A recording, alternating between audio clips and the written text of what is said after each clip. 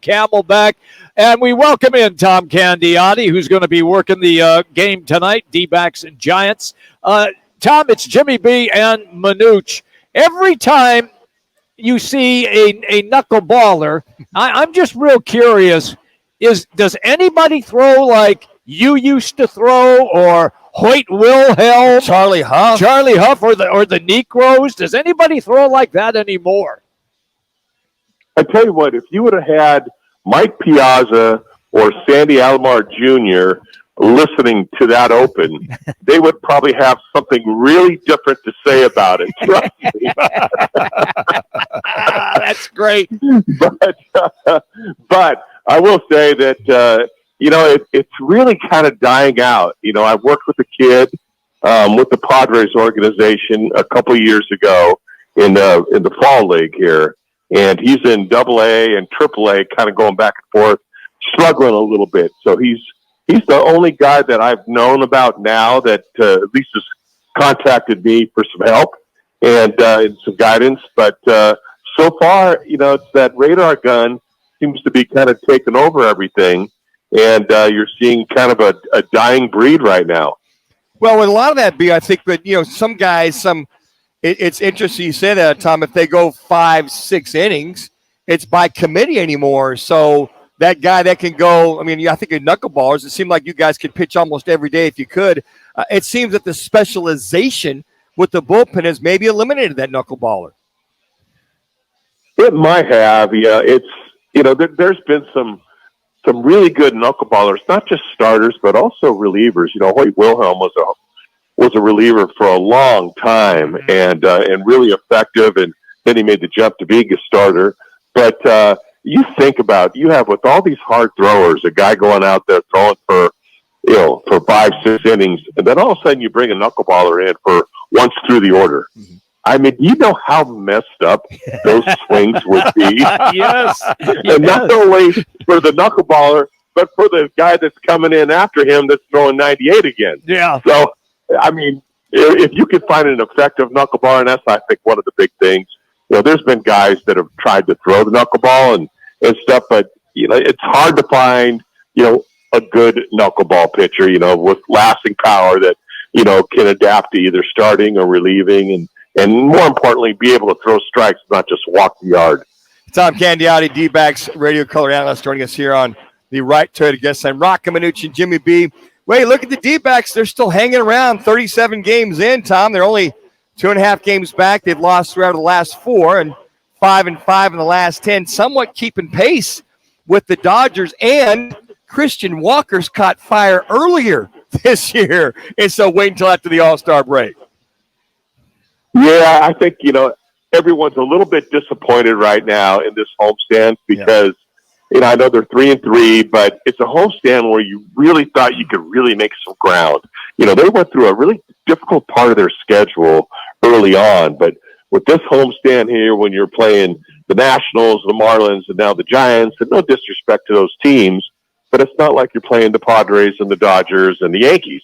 Even though the Yankees are in last place, they still have a good record. But you kind of get my gist there. Sure. So, but it is good sign. There are great signs, actually, with Walker getting off to a good start. I think 7 home runs since, in less than a month. I know that, which normally never happens with Christian, playing outstanding defense. This team is really exciting. But I will say, the moment that they get Jake McCarthy back to the point where he was last year, that is going to be such a difference maker for this team. The way that guy can hit, he can run, he can play defense. He's a terror on the base paths, but they just need to get him right. And it looks like he's doing pretty good down in AAA. So I'm hoping that they recognize that and get him back up here. Tom Candiotti is our guest on the Right Toyota Guest Line as we continue to broadcast live from Twin Peaks on Camelback. Tom, I'm real curious, in your beginning of the season, in your mind, did you anticipate the D-backs being this good this early? Or were you just going to sit back thinking, okay, if they're around 500 baseball or maybe just a few games below, we would still be in a good position? Well, every time I look at a team I just look at the starting rotation and the bullpen. And that's the first thing I look at before I look at the offense. The offense is going to be fine. We've seen the kids developing, coming up. Corbin Carroll's a special type of player. It might take him a little bit of time to develop, but we've all seen the flashes so far.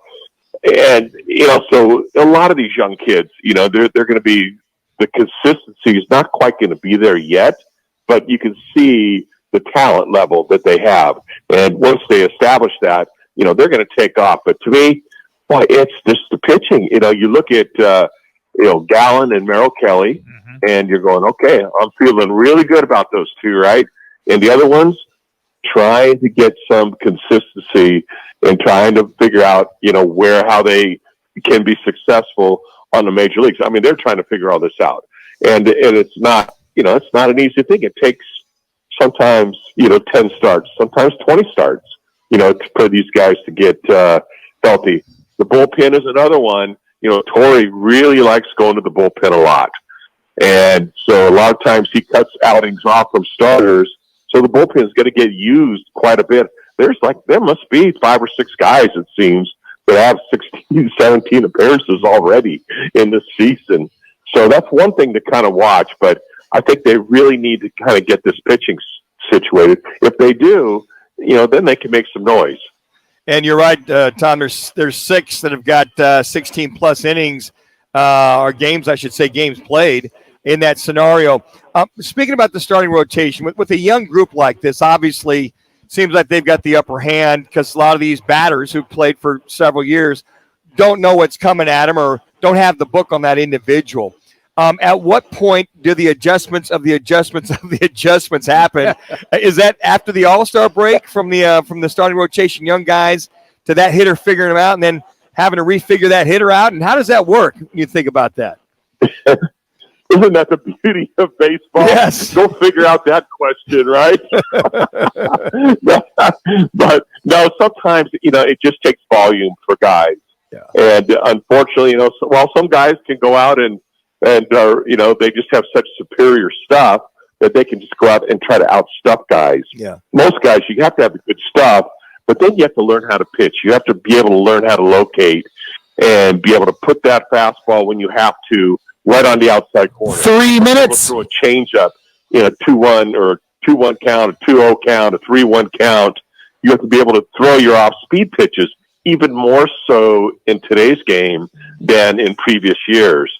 And so, young kids, they're not having to do that as much.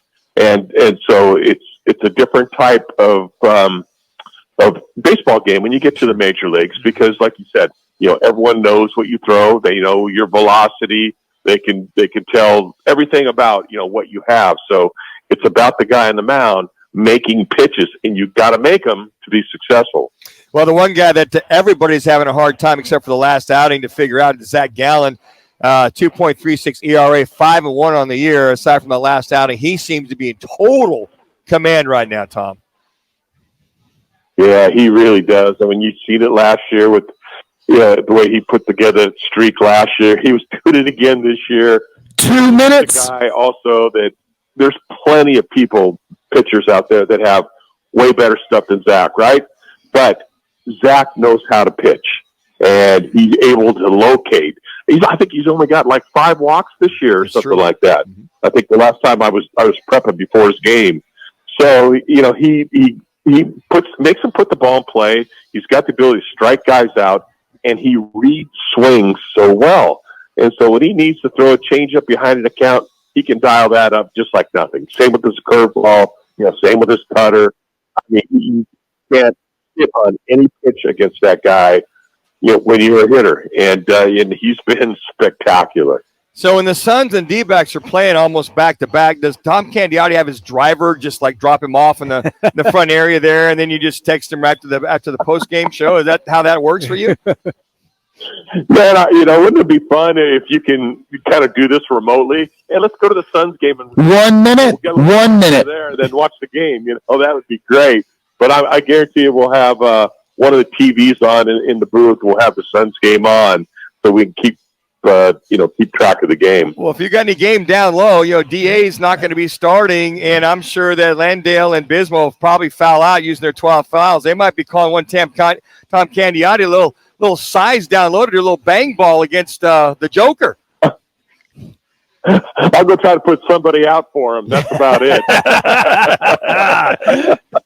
Thank you, Tom. It's always great, man, when you take time with us. We always appreciate you. Enjoy tonight. All right, man. Thanks a lot. Thanks for having me. There you go. That's Tom Candiotti, everybody. He's been